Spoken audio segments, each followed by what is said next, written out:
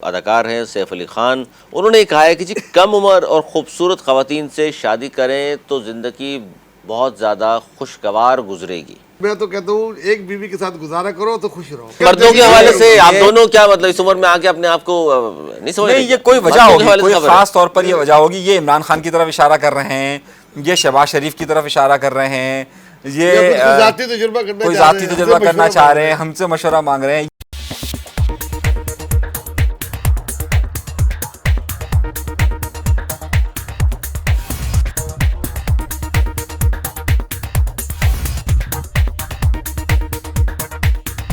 बड़ी अहम एक खबर, इंटरनेशनल खबर एक शामिल करते हैं। मशरिक़ वस्ता की सियासत में एक बहुत अहम डेवलपमेंट हुई है।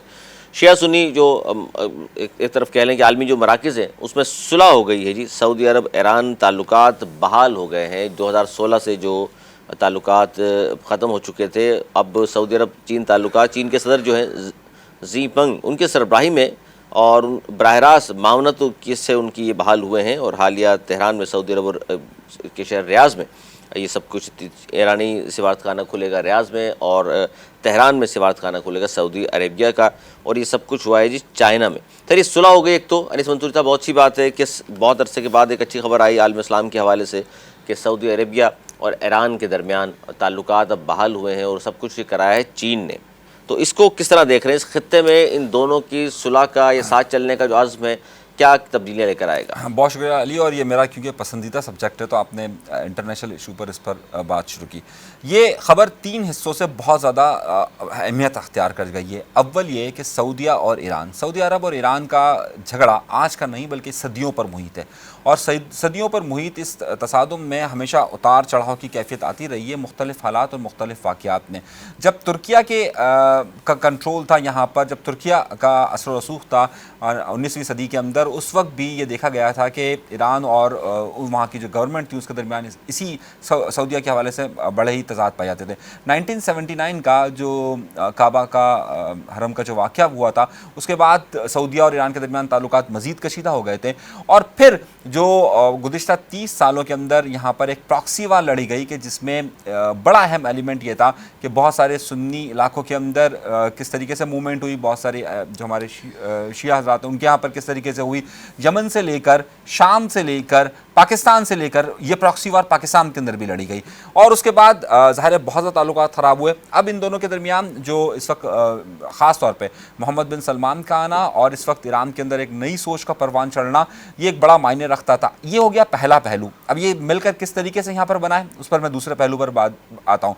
अब यहीं पर एक मामला हुआ जो बाइडन का। जो बाइडन हुकूमत, ट्रंप के बाद जो बाइडन गवर्नमेंट जब आई है और जिस तरीके से वो सऊदी अरब से दूर होती गई है, उसके नतीजा ये निकला कि सऊदी अरब को किसी और आलमी ताकतों की तरफ देखना पड़ा है।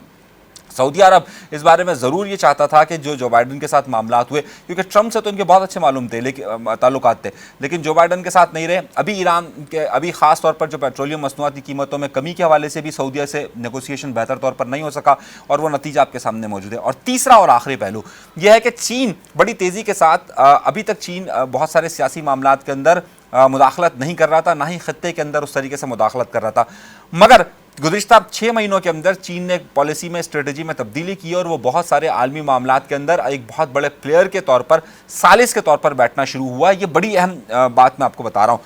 6 महीने से जो मौजूदा सदर हैं, क्योंकि ये माओ ज़ेडुंग के वक्त से ये पॉलिसी नहीं थी, और उसके बाद ये पॉलिसी, क्योंकि ज़्यादातर माओ ज़ेडुंग ज़ाहिर चीन के जो चेयरमैन थे नए चीन के, वहाँ से ये पॉलिसी नहीं थी। उसके बाद से पॉलिसी में तब्दीली आई और 6 महीने से चीन बाकायदा इन मामलात में कूदा है। और उन्होंने जहाँ अमेरिका को बैक किया, वहीं पर उन्होंने खित्ते में अपना एक रोल प्ले किया। ये मुज़ाकरात जो 8 और 10 को हुए, हमारी इतलात के मुताबिक ये 4 महीने पुराना सिलसिला शुरू हुआ था, जिसमें आपको याद होगा कि मोहम्मद बिन सलमान ने कुछ बयानात इस तरीके के दिए भी थे। ये इस खत्ते के लिए बहुत बड़ी तब्दीली के तौर पर देखा जा रहा है, और इससे ये कहा जा रहा है कि मुमकिन तौर पर हो सकता है कि ये जो प्रॉक्सीज का सिलसिला था ये ख़त्म हो। मगर इसे चाइना किस तरीके से कंट्रोल करेगा? चाइना को ज़ाहिर है इस खत्ते के अंदर अमन ज़्यादा बेहतर सूट करता है ताकि उसकी इकनॉमी ग्रो कर सके, ये इलाका ग्रो कर सके। और एशिया के हवाले से जो चीन की पॉलिसी है वो ये है कि एशिया को वो अपना एक मजबूत ब्लॉक बनाना चाहता है। ज़ुबैर साहब, इसमें सारे जो साहब माज़रत के साथ मशरिक़ वस्ता की सियासत में जो अहम पेशरफ्त हुई है, ज़ाहिर है शिया सुन्नी जो इस्लाम के आलमी मराकज़ हैं इनमें सुलह हुई है। अब इसको तमाम को ख़ासतौर पे चाइना का रसूख और बीजिंग में हुआ है सब कुछ, ये अमेरिका का मुमकिन रद्द-ए-अमल इस पर क्या हो सकता है आपकी नज़र में? देखिए अनीस भाई ने बहुत टाइम लिया, इनका पसंदीदा सब्जेक्ट है। मैं इनको बताऊं कि मैंने भी मास्टर आईआर में किया था और मैं अपनी पीएचडी कर रहा था कि जिन दिनों में छापा पड़ा और मेरा वो पूरा थीसिस ले गए। उस वक्त लैपटॉप नहीं होता था, कागज़ों पे था, वो उसको समझे पता नहीं मैं क्या कर रहा हूँ। उस वक्त भी मैं इराक और ईरान वॉर पे अपना थीसिस लिख रहा था। बहरहाल देखिए, ये कहते हैं ना वो सरकती जाए है वो रेत हाथ से आहिस्ता आहिस्ता, अमेरिका के हाथ से दुनिया निकल रही है। अब वो वक्त ख़त्म हो गया जब अमेरिका वाहिद सुपर पावर था और चाइना को में ये तसलसल ये तीसरी बार सदर मुंतखब हुए शीपो। जी और बिल्कुल। भाई ये माओजे के बाद पहले सदर है जिन्होंने तब्दीली की है, चुनलाई इनके के बाद मुशावरे। पहले सदर हैं जो तीसरी दफ़ा मुंतखब हुए और इस वक्त ये वाकई बहुत पॉपुलर है, वरना वहाँ आने जाने के बाद बाकी सदरों का नाम बीच में याद ही नहीं है किसी को। तो इनकी पॉलिसी को तसलसल से नहीं तो एक नुकता सिर्फ कहूँगा, ये आपने एक और इसमें इजाफा कर लीजिए कि ये वाहिद सदर हैं कि जिनको इख्तियार है कि जो मेन जो कम्युनिस्ट मैनिफेस्टो है उसमें तब्दीली के लिए हाँ, भी। मैं वो कह रहा हूँ उनकी तसलसल की वजह से, उधर उनकी पॉलिसी की तसलसल की वजह से वो इस सतह पर आ गए हैं कि वो सऊदिया और ये ईरान का वो पैक करा रहे हैं जो अमेरिका को शदीद नापसंद होगा। इसराइल समेत इनकी मतलब बहुत बड़ा धचका है अमेरिका को। उस वक्त 2 धचके लगे इस महीने में। मैं कहता हूँ सबसे बड़ी खबर ही यही है इस वक्त की कि ये जो पैक्ट हुआ है इसको हम हमारा सर पाकिस्तान नहीं शामिल इसमें दिखा रहा। ये देखिए पाकिस्तान को बेल आउट, इस वक्त पाकिस्तान पिछले महीने हम डिफॉल्ट पे जा रहे थे, बिल्कुल थे, जो उस वक्त उसने 3 बिलियन दिया और अपना 2 बिलियन रोल ओवर किया और दुनिया से अपील की। आपने सुना होगा फिर चाइना ने अपील की कि भाई पाकिस्तान के लिए कुछ करें, ये आपके लिए क्या क्या करता आ रहा है। पता खुल के नहीं बोला कि वो जब सारी लड़ाइयाँ होती थी तो आप अपने उसका हिस्सा बना लेते थे वॉर का, और अब कुछ करें।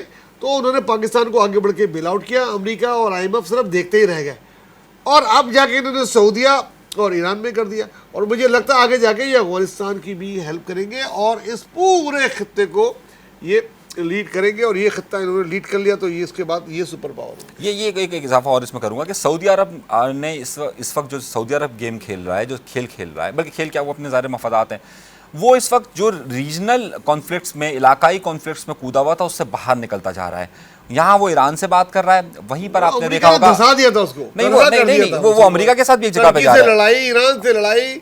देखें तुर्की, आपसे कुछ दिनों के वाकयात को देखिए। ईरान से उन्होंने मुआहिदा कर लिया, सही, ईरान से बात हो गई।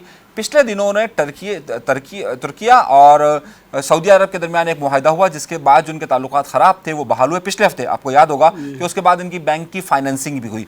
फिर सऊदिया ने जो तीसरा मसला किया, 3 इस खत्ते के अंदर 3 बल्कि 4 जगह इनके ताल्लुकात ख़राब थे ना। अव्वल ईरान, उनके साथ ये मुआहिदा हो गया। दूसरा सबसे बड़ा मसला इजराइल के साथ।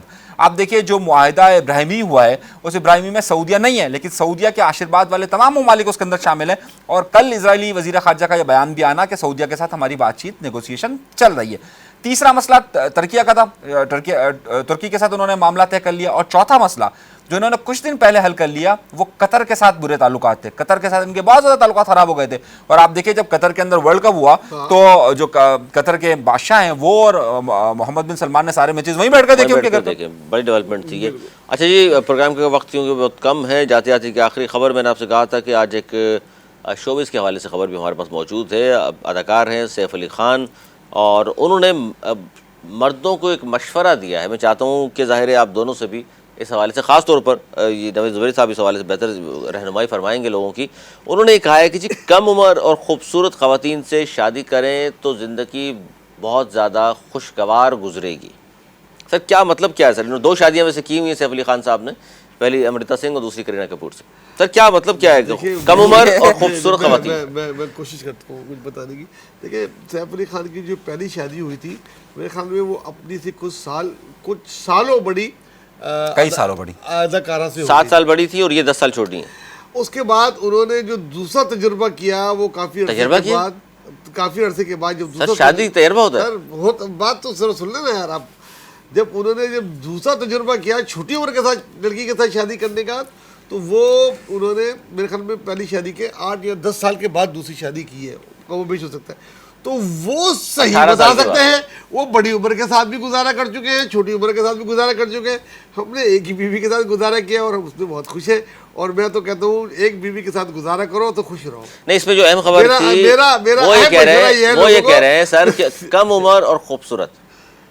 ये तो उन्हीं से ही बता सकते हैं। यार ये मेरी तरफ क्यों भाई, मैं भी एक ही तरफ से ज़ाहिर है मुंसलिक रहा हूँ हमेशा। लेकिन एक बड़ा एलिमेंट मुझे एक बात तो ये जो शरारत समझ में नहीं आई कि हमारे अली भाई ने इस टॉपिक को क्यों शामिल किया है आज के प्रोग्राम में। सर ये मर्दों के हवाले से आप दोनों क्या मतलब इस उम्र में आके अपने आप को नहीं समझ नहीं, ये कोई वजह होगी, कोई खास तौर पर ये वजह होगी। ये इमरान खान की तरफ इशारा कर रहे हैं, ये शहबाज शरीफ की तरफ इशारा कर रहे हैं, ये कोई जाती तजुर्बा करना कोई चाह रहे जाती हैं, तजुर्बा हमसे करना मशवरा चाह मांग रहे हैं, हैं। हमसे मशवरा मांग रहे हैं। ये मामला क्या है? तो मैं चाहूंगा नहीं, हमारे कुछ- जितने क्योंकि- चाहने वाले हैं नहीं, वो अली क्यों- भाई के सवाल नहीं, पर ये- यकीनी तौर पर कमेंट इसकी करें कि वजह आखिर भी ये है। ख्वाहिश किसकी है। क्योंकि देखिए शेख रशीद साहब भी कम उम्र अदाकारों के साथ, हजरत आसिफ अली जरदारी साहब भी, अयान अली जैसी कम उम्र, बहुत स्कैंडल्स आते हैं ना सामने। तो ये इन्होंने साफ तौर पे कह दिया ये तमाम बातें। तो मैंने कहा मैं आप दोनों से पूछ लूं, आप ज़ाहिर उम्र हमने अपनी अपनी राय दे दी, आप भी बता दें। हमें आप अपनी राय नहीं, दीजिए। आपकी ये आप मौजूद है कि इस पे दोनों आप की राय राय दीजिए। इंतहाई मुकद्दम है, क्योंकि मैं होस्ट हूँ, राय नहीं दे सकता। तो लिहाजा अच्छा, ये देखें, था ये आज का हमारा प्रोग्राम। फौरन।